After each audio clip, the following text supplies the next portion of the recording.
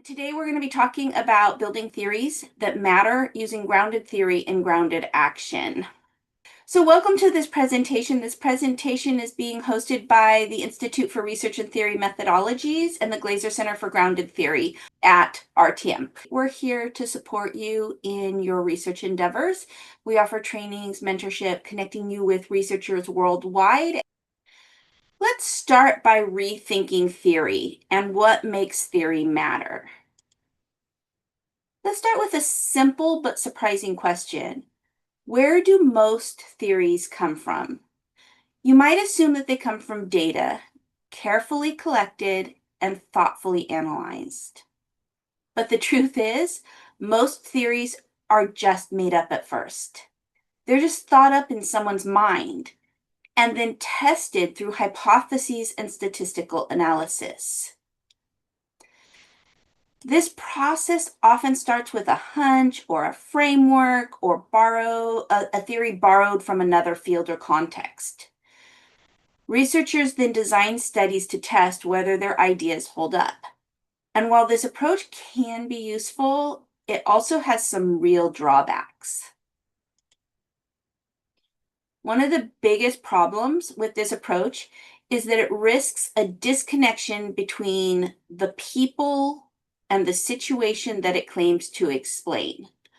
There's this disconnect between what the theory says and what the people are living and experiencing within the topic area.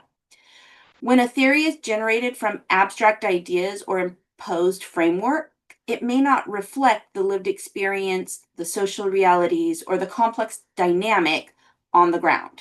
For instance, imagine a theory about why people leave their jobs based on economic models, but without talking to people who've quit.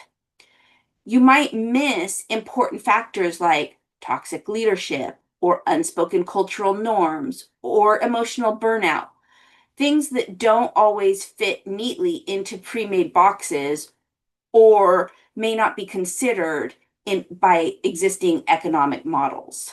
So let's talk about why many theories fall flat. This traditional model often creates a gap between theory and practice because theory is developed before the researcher really understands what's going on, and it can miss critical pieces of the story. The result, theories that may sound elegant in writing, but feel disconnected from real people, real problems, and real contexts. I know I experienced this when I was a brand new teacher. My background is education, and I remember learning all of this educational theory when I was getting my master's. And then I stepped into my first classroom full of all of these theoretical ideas with a room of 35 high school students in front of me. And I was a math teacher, and I was trying to get them motivated to learn and do math, which for most is not their favorite subject.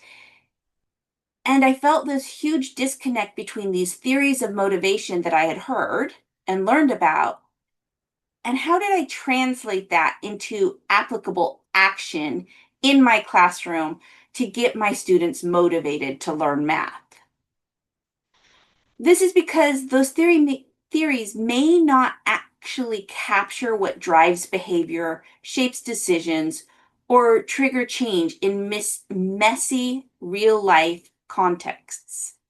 In other words, they don't matter because they don't connect.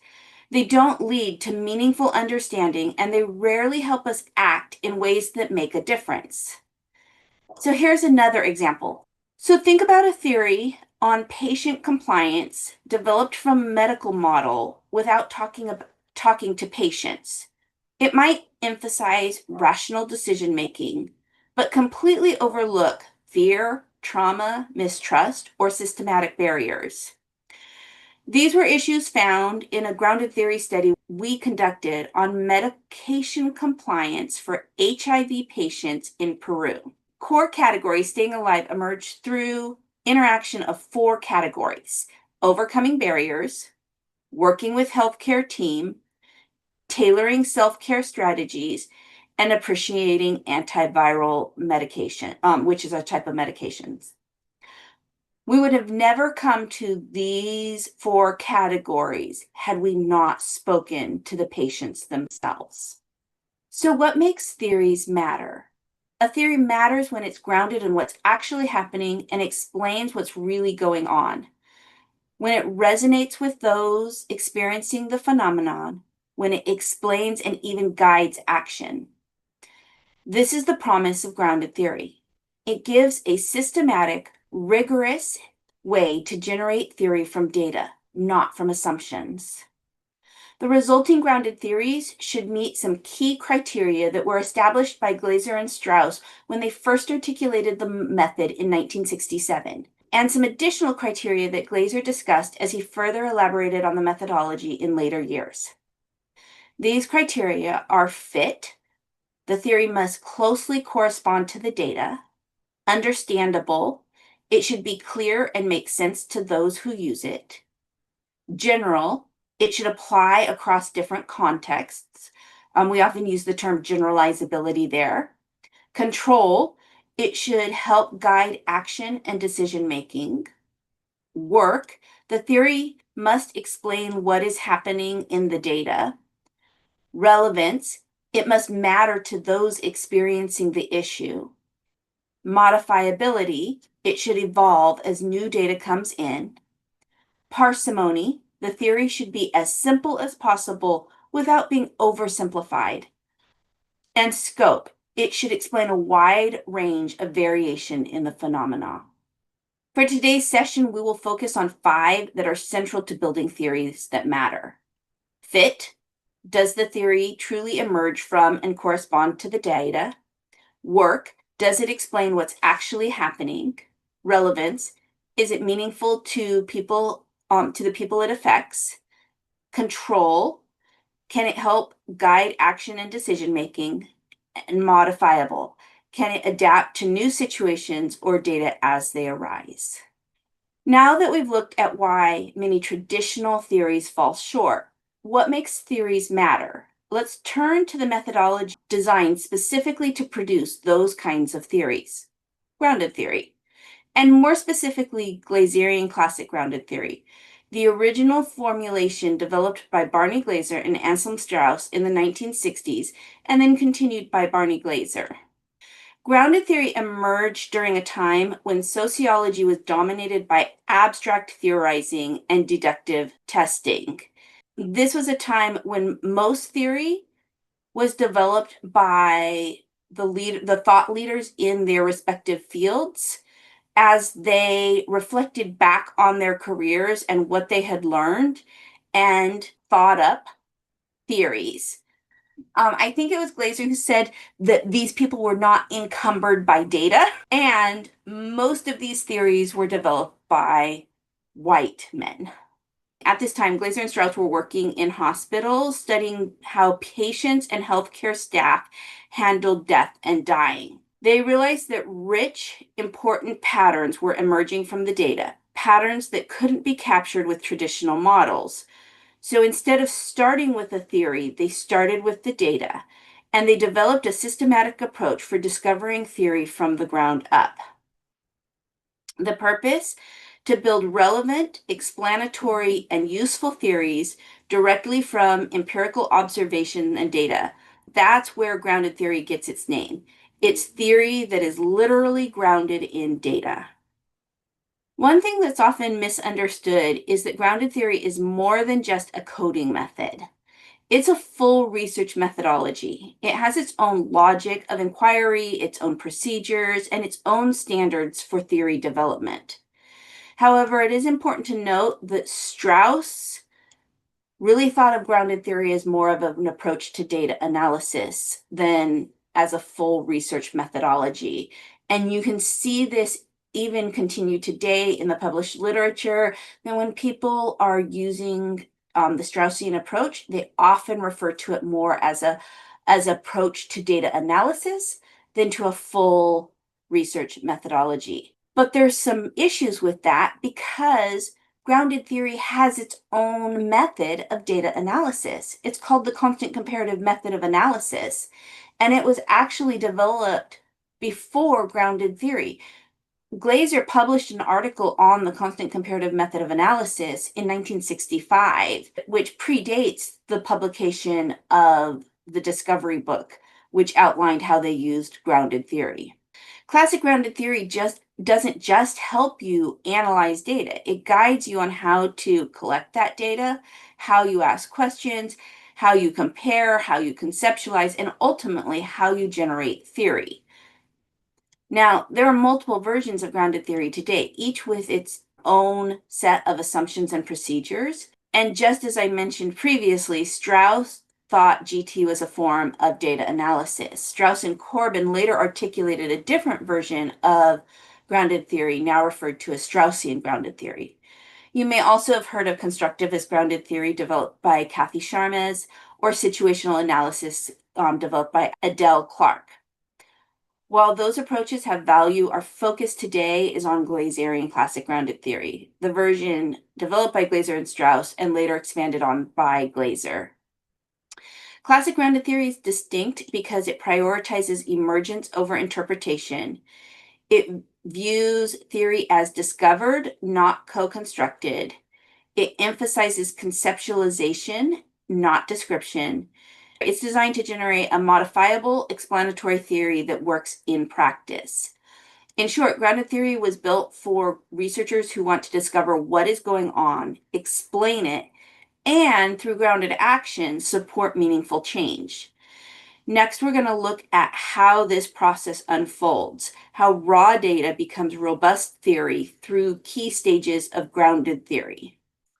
So this graphic provides a linear visual to grounded theory. However, I will mention that grounded theory in practice is not a linear process. It is a very recursive process. And so this graphic doesn't capture that recursive nature, but as I proceed, you will see some graphics that do. Grounded theory is best learned experientially with a mentor who is experienced in conducting grounded theory studies. I will make a comment that's kind of an aside here, but my belief is, regardless of the method that you're using, it's best to have a mentor who has actually used that research methodology. Because there are nuances in doing research that you only learn through actually doing it. You're not going to pick up on it by just reading about a method. And so you're going to get much richer mentorship if you have a mentor who has actually used the methodology. When embarking on a grounded theory study, it's important to begin reading seminal books about grounded theory. I recommend beginning with Otis Simmons' book on experiencing grounded theory. It's right here. Now, I just said it's important to begin reading seminal books. I actually don't consider Otis's book a seminal book.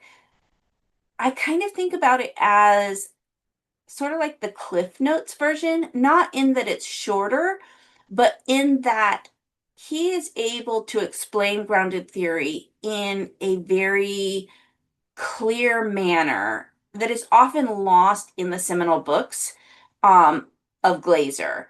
And so starting with this book allows you to kind of get the whole big picture in your head in using easy to understand language before you dive into the depth that are in Glaser's books. And so when you move on to Glaser's books, I recommend Theoretical Sensitivity and Doing Grounded Theory. For full transparency, Otis Simmons was my mentor, and he also was a student of Glaser and Strauss in 1970. So he learned grounded theory directly from Glaser and Strauss, and he continued to have a relationship with them that extended beyond his time as a graduate student. He became a lifelong friend of Barney Glaser. So his book is based on 50 years of interaction with Barney Glaser. Some other things to check out is to check out the articles on the Grounded Theory Review. It's an open access peer-reviewed journal specifically devoted to classic grounded theory. Finally, RTM has a reading list to help you get started that breaks down the readings on grounded theory into different topic areas. You can find that in the research resources shell, which you can access for free. There's a link to it on our homepage. So as you continue to prepare for starting a grounded theory study, beyond the reading and the learning of the method, the next thing that you need to do is select a general topic area and a population that interests you. You do not need to narrow down your topic area as you do in other research approaches. In other research approaches, literature is often used to narrow the topic area and identify a gap in the literature, but that's not how literature is used in grounded theory. So what about literature? Glaser and Strauss said an effective strategy is, at first, literally to ignore the literature of theory and fact on the area under study. Literature can be established after the analytic core of the categories has emerged. The primary reason to avoid literature, especially existing theory on the topic, is to limit preconceptions so that you can focus on what is in the data. If I say, don't think about a pink elephant, you probably all imagined a pink elephant because when we are given a suggestive thought like that, we can't help but think about it. The same is sort of true when we read the literature. We see ideas in the data, and rather than looking to discover ideas in the data, our mind looks to confirm ideas in the data. So it becomes this lens or filter through which we see the data, and it actually can prevent us from seeing other aspects in the data because we become very focused. It's one of our ways our brain works to help us be more efficient in our thinking. But in grounded theory, that becomes a hindrance because what we're looking for is we're looking to discover the concepts in the theory, not confirm concepts in the theory. In grounded theory, concepts come from data, not the existing literature or your field of study or your professional experience. The placement of literature is an area of divergence between the different versions of grounded theory. So Straussian and constructivist have a different view on the use and placement of literature. But in Glaserian classic grounded theory, the review of the literature comes at the end. You do not need to narrow the topic nor identify a problem based on the literature or personal or professional knowledge or experience. You do not need to identify a gap in the literature. With grounded theory, you allow the research process to narrow the topic and identify the problem or issue that is relevant to people involved in the topic area. So you begin with the process with a general topic area and an initial population to collect data. This informs how you write your purpose statement and your research question. In full transparency, a number of years ago, I read an article that explained the way the researcher developed their general research question. And I saw in it a template that I thought would be very useful for teaching my doctoral students who are doing classic grounded theory. So I took that information and I modified it into a template, which has been modified some more over the years. I have since then gone back and tried to find that original article to give that author credit. I have spent hours looking for that original article. We've not been able to find it, so I cannot give due credit to that person. The original foundation for this template came from an article that I read. The purpose of this study is to develop a theory about a main concern. That's an issue or a problem, but it doesn't always have to be a problem. For people who, right, like this is identifying the population that you're going to start with, for people who are living with dementia, for people who are using technology, for people who are, whatever your topic area is, and the patterns of behavior used to resolve or process, address, right? Like, because sometimes our theories don't explain them able to actually resolve the issue. Sometimes it's a problem that they keep trying to address, but don't actually end up their patterns of behaviors don't end up actually resolving it. And so it's to resolve, process, or address this concern or issue or problem.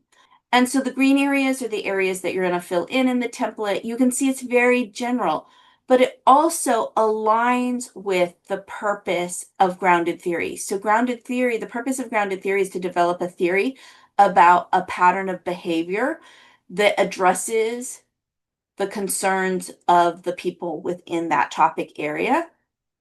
And so the purpose statement and then what grounded theory is able to do align. And you'll see then the alignment also with the research question. The research question guiding this study is, what is a main concern, issue, or problem for the people who, the topic and population that you are studying, and how do they resolve or process or address this concern? What about a problem statement? As I said previously, the problem is going to be discovered through data analysis. In grounded theory, we do not identify a pre-existing problem that is located within the literature, within our professional field, or elsewhere. It really does come from what is the problem for the people within the topic area, not the problem for the researcher or the problem in some problem we see in the literature. What if you're a PhD student and it's required to identify a problem? Then identify a problem, but realize that you're going to set it aside and really look for the problem for the people in the field. And then at the end, when you're writing up your research, you can explain that while this is the problem you started with, what you really discovered was that the main problem for the people within your topic area was, and then you can go on from there. One of the unique aspects of Glaserian grounded theory is that, as Glaser says, all is data. That is grammatically incorrect, but Glaser said it sounds better than all our data, and most of us would agree. The data can include traditional forms of qualitative data like interviews and observations. It can include quantitative data like surveys, or untraditional data like photos, music, or blogs. And this is, again, one of those areas that is different between some of the different versions of grounded theory. Glaserian grounded theory accepts that any form of data can be used, whereas Straussian and constructivist grounded theory traditionally rely on qualitative data. So going back, we've finished the preparation stage and now we're at the initial data collection stage. One of the main ways that data is collected, especially the qualitative data, is using interviewing. And in interviewing, we use what is called a spill or a grand tour question, such as, tell me about your experience managing remote workers.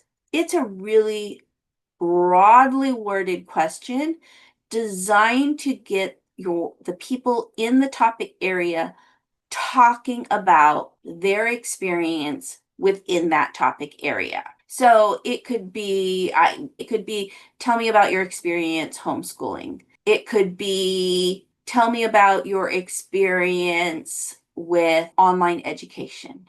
It's really trying to be a non-directive statement that invites the participant to talk about what is relevant and meaningful to them within the topic area. Then the researcher asks probing questions about the topics brought up by the participants. One of the unique aspects of grounded theory is the integration between data collection and data analysis. As soon as the first piece of data is collected, the researcher begins coding it, which involves identifying ideas or concepts in the data using constant comparative method of analysis. The constant comparative method of analysis is the form of data analysis used in grounded theory that was developed by Glaser, and it involves comparing data to data, data to ideas, ideas to ideas, and capture what is going on in the form of memos. We don't have time today in this presentation to get into the details of every step of this process, but we do have more resources at RTM to help you engage in every stage of the process. After the first piece of data is collected and analyzed, the researcher collects another piece of data and begins analyzing it. And data is driven by something called theoretical sampling. And this means that the researcher analyzes each piece of data and allows it to direct the researcher to what participant or data source is needed next. Data collection and analysis becomes a recursive process. So as I said previously, I have a graphic. My initial graphic looks linear, but this graphic really demonstrates the recursive nature of the analysis process, and where it's driven by data collection, data analysis, and constant comparative method of analysis throughout the whole process. Initially, the research is going round and round, collecting, analyzing data, guided by theoretical sampling. Throughout all of this, the researcher is engaged in constant comparative method of analysis, which leads to the discovery of a main issue, concern, or problem for the people within the topic area and the patterns of behavior being used to address it. This pattern of behavior is called the core category. Glaser uses some other terms, core variable or core concepts, and he uses those interchangeably, but it all refers to a pattern of behavior that becomes the focus of your theory. So now we've addressed the preparation stage, the initial data collection stage, and the open coding stage. Next, we're going to look at the selective coding stage. So this is after you have discovered your main concern and core category, the researcher transitions to selective coding. Selective coding is coding for concepts related to the core category and memoing about the relationships among the concepts. At this point, your memos start to grow and you gain a deeper understanding of the concepts and the relationships between these concepts. All of this is captured in your memos. At this stage, memoing is of utmost importance because really it's through memoing that the pieces of your theory are starting to come together. This process continues in a cyclical nature like the previous stage. Really, the only difference is that when you're doing your coding, you are now focused on concepts that are related to that core category, and you're attempting to saturate those concepts. Theoretical saturation is the point where no new variation is found among the concepts that changes or affects the behaviors being used to address the main concern. I want to make a side note here. This is a concept that has been borrowed by qualitative research, but they dropped the word theoretical. They talk about saturation. So they'll talk about that they reached saturation in the data, and that's how they decided when to stop data collection. Personally, I don't think you can reach data saturation in a descriptive study because you can always find more descriptive differences. And there's a real difference between descriptive saturation versus theoretical saturation. In theoretical saturation, we're looking for, are there any new variations on a theoretical level that changes the way the people are behaving? And so I may have 10 descriptive indicators in the data that point to one theoretical concept, and those all collapse to that one concept and explain how that one concept explains the behavior. And so if I have 10 of them that are all explaining one concept and I'm not seeing any new information in the data that changes how that one concept acts in the theory, then I've reached theoretical saturation. And I'm not saying that the number 10 is a magical number. I'm just saying when I don't see any new variation that changes the operation of that concept, then I have reached theoretical saturation. I am not saying that I won't discover new examples of that in the data. So there is a difference between the descriptive data and data saturation and theoretical saturation, which happens at a conceptual level. Throughout all of this process, you're going to be using the constant comparative method of analysis and generating more and more memos until you reach this level of theoretical saturation. Believe it or not, we're already getting to the end of the process. Not to say that it's necessarily a short process, but we are now moving from discovering the concepts and their relationships to putting the theory back together. This is the integration and delimitation stage, where you decide how to integrate your concepts and delimit the theory to the most important concepts. This occurs through a cyclical pattern of behavior where you sort the memos to discover how the concepts relate to each other. You're not sorting the data, you're sorting the memos. Sorting memos often produces new memos as the researcher has new insights as to how the concepts relate to each other. Sorting also helps the researcher develop the theoretical code, which ties the theory together. I like to think of the theoretical code as the underlying framework. We don't actually see it. It's like the framework of a building, right? You have if you've ever seen a building being constructed, you have all of the internal structure of the walls that then gets covered up by sheetrock, whatever it's covered up with, brick, whatever it is. But for a grounded theory, the theoretical codes are that underlying framework which helps support the organization of ideas and how you're going to express them. Glaser says that the theoretical codes should be discovered, emergent. It should come through this process of sorting. It's one of those areas of difference between like Glaser and Strauss. Strauss really likes the 6 C's, which relate to like conditions, consequence, covariance, context, right? Like he has these 6 C's and he tells researchers you should look for those in the data. Glaser looks at that as a form of preconception because you're specifically starting with an idea and going in and looking for those things in the data.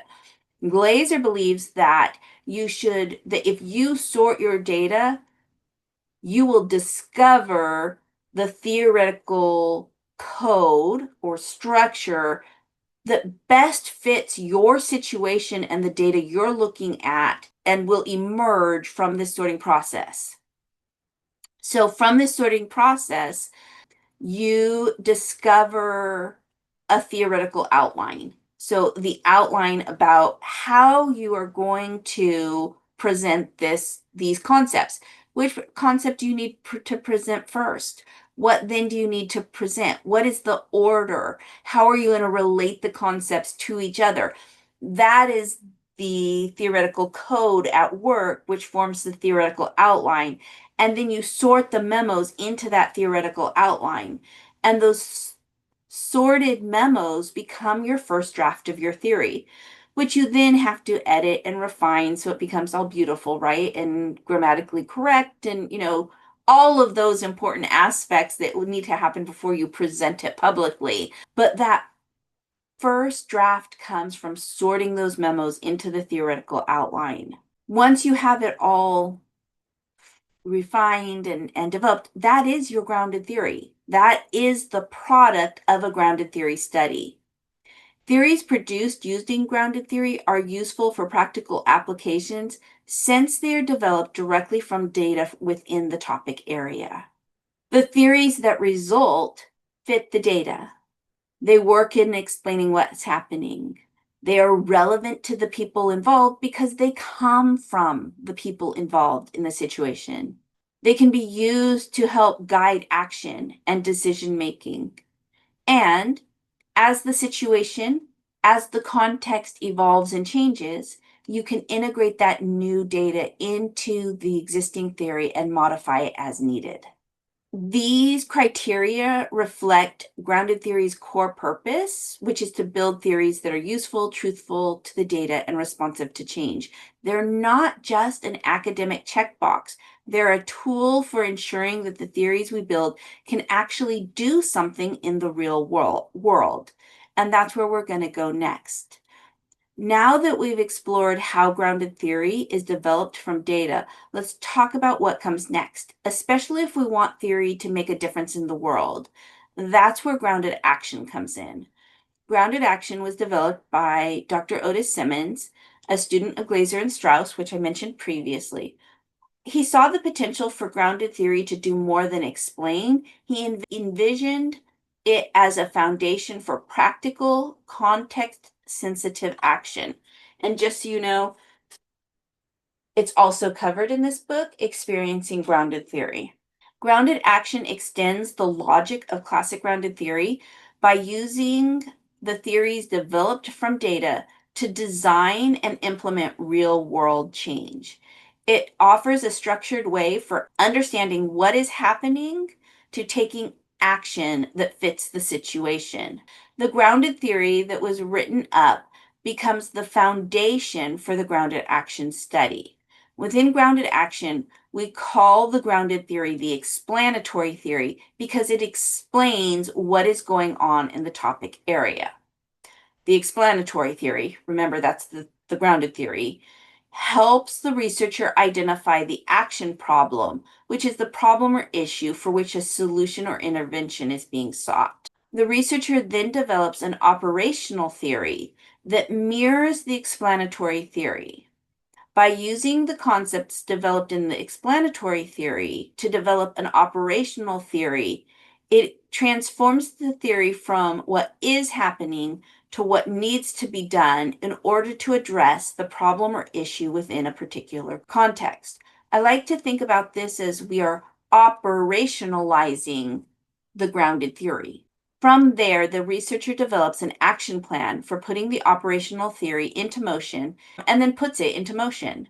Because action produces change that in turn produces new and sometimes unexpected outcomes as actions are carried out, the results should be addressed or evaluated for efficacy by collecting more data.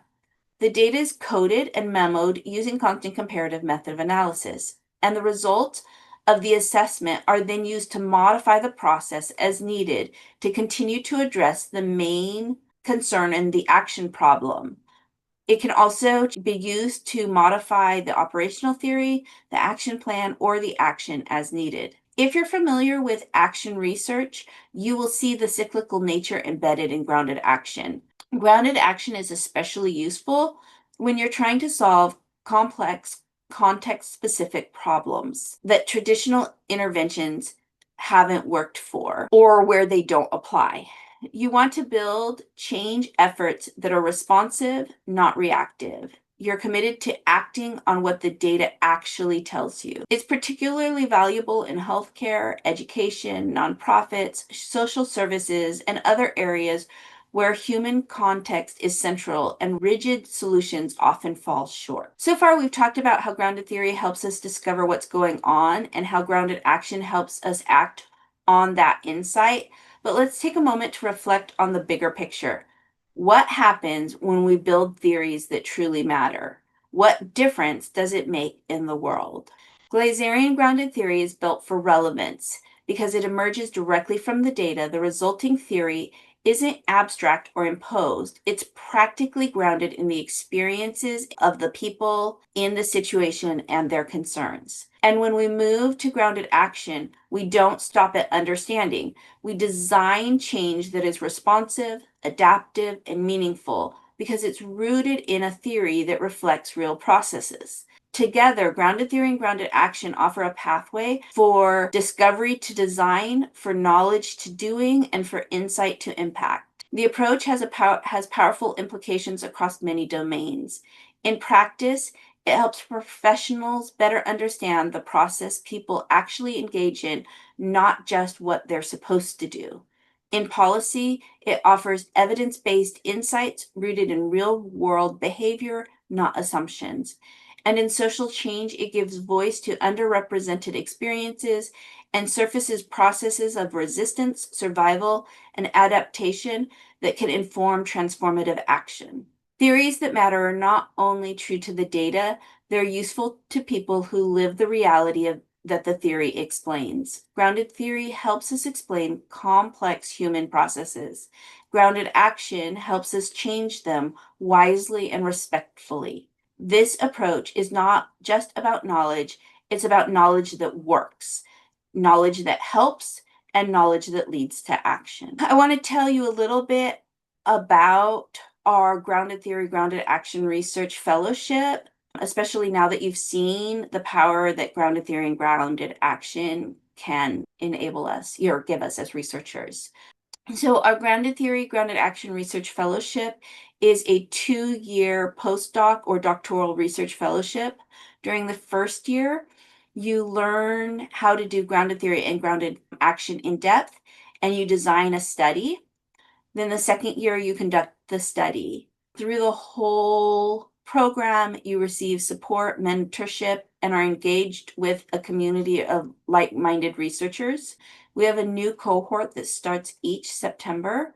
So if it's something you're interested in, please reach out to me. You can email us at info@mentoringresearchers.org to set up a call with me for more information. Maybe you're not at a point that you're looking for something as involved as a research fellowship.